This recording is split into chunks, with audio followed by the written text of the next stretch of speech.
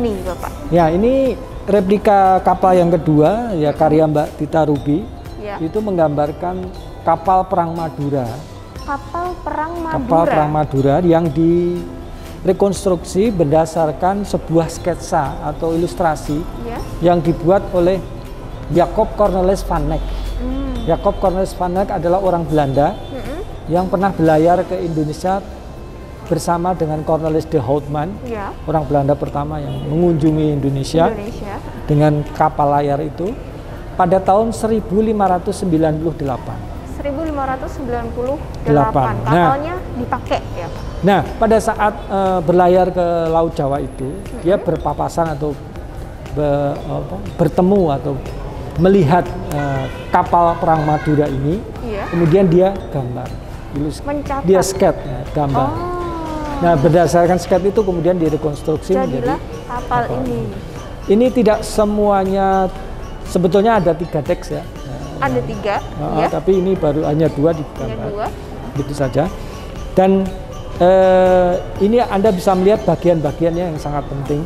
Di sana di kanan kiri dek ini, tengah ini ada perisai-perisai dan juga meriam-meriam untuk sebagai, karena ini kapal perang tentu saja ada senjata. Dan di bagian depan ada 3 meriam, kanan kiri ada beberapa meriam, dan di sebelah belakang nanti bisa di-shoot ya di sana. Nah, ini terbuat dari bahan kayu dan juga kayu yang dibakar. Ini yang hitam ini. Kayu boleh dipegang ya Pak? Boleh, boleh.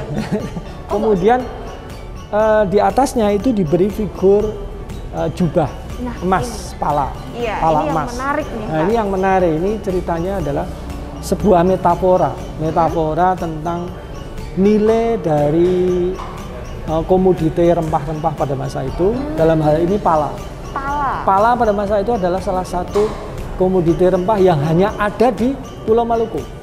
Yang hanya di Maluku saja, tidak ada di tempat yang lain.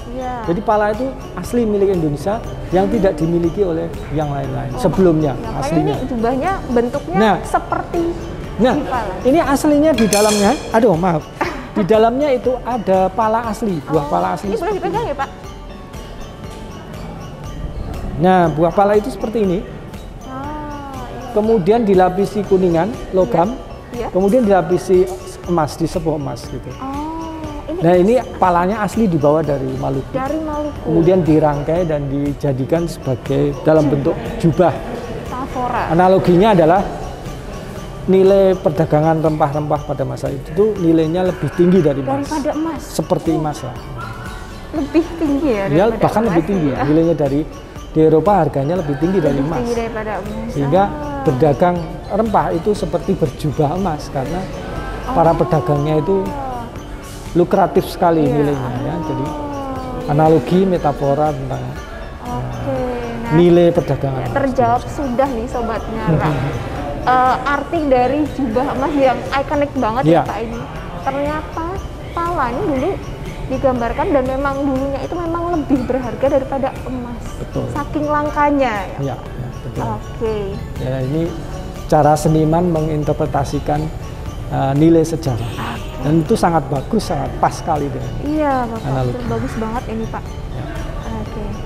Nah, sekarang kita akan berpindah kemana nih Pak? Ke artefak yang dibuat BPCB. Mari kita ke sana. Bapak, kita sudah sampai di bagian artefak. Boleh dijelaskan nih Pak? Ini sebagian kecil saja dari artefak koleksi dari Balai Pelestarian Cagar Budaya Provinsi DIY yang kita bawa ke sini yang berkaitan dengan rempah dan pengolahan rempah. Iya, ini yang asli ya Pak? Ya asli, ini asli. Artefak asli. Artefak asli ya. Yang di sini ada beberapa, misalnya ini padupan, itu tempat untuk membakar dupa. Kemudian ada kacip, ini yang menarik.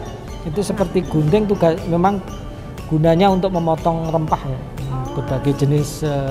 Ujungnya yang mana Pak? Ujungnya sini, ini jadi kita megang dari situ. Ini kayak pisau kan, kayak pisau yang kayak gilotin yang di itu.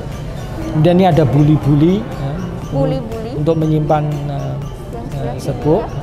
Kemudian ada cangkir yang biasa untuk minum jahe atau bahan rempah, jamu dan sebagainya. Ini ada cepuk juga untuk menyimpan barang-barang rempah. Ya. Kemudian ada botekan. Itu juga untuk dia ada kotak-kotak yang isinya untuk menyimpan rempah juga menyimpan.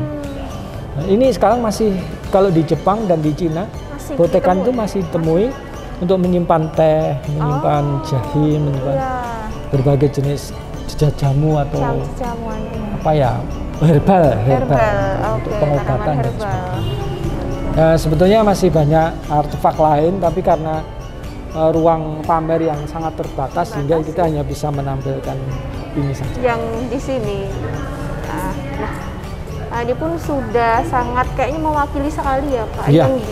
Apa yang dipamerkan artefaknya di sini yang benar-benar mewakili bagaimana dulunya rempah-rempah itu menjadi komoditas yang sangat-sangat berharga. Gitu. Sekarang kita sudah ada di klaster terakhir, yaitu klaster UMKM rempah. Oke. Jadi kalau tadi kita bicara semuanya tentang sejarah, nah kita sekarang bicara warisan sejarah. Warisan sejarah. Yang warisan yang kita sebut warisan budaya rempah. Warisan budaya rempah. Jadi rempah-rempah itu kalau di Indonesia fungsinya macam-macam dan telah dibuat untuk berbagai kepentingan, misalnya untuk kuliner, untuk herbal, untuk perawatan tubuh gitu ya.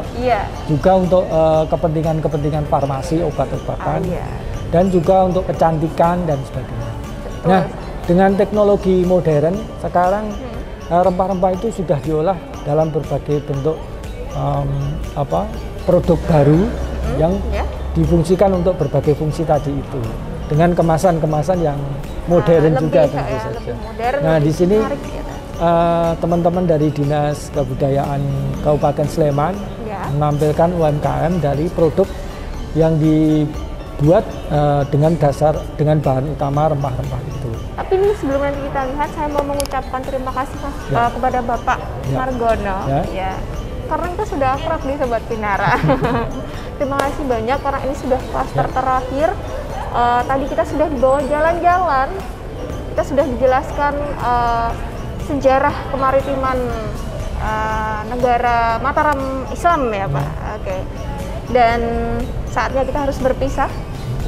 Dan Sobat Pinara, jangan lupa untuk datang ke sini langsung karena banyak hal baru. Banyak hal yang baru yang bakalan kalian temui di sini kalau kalian datang langsung. Dan yang penasaran sama jubahnya, langsung aja ke sini ya Pak. Oke. Terima kasih Bapak. Sama-sama, Mbak. Ada closing statement buat Sobat Pinara yang nonton Pak? Teman-teman, mari kita ramaikan pameran Arung Samudra dan Warisan Budaya Rempah Nusantara yang ada di Teras Malioboro 1, Gedung Cendrawasih. Selamat menyaksikan. Sampai jumpa. Sampai jumpa.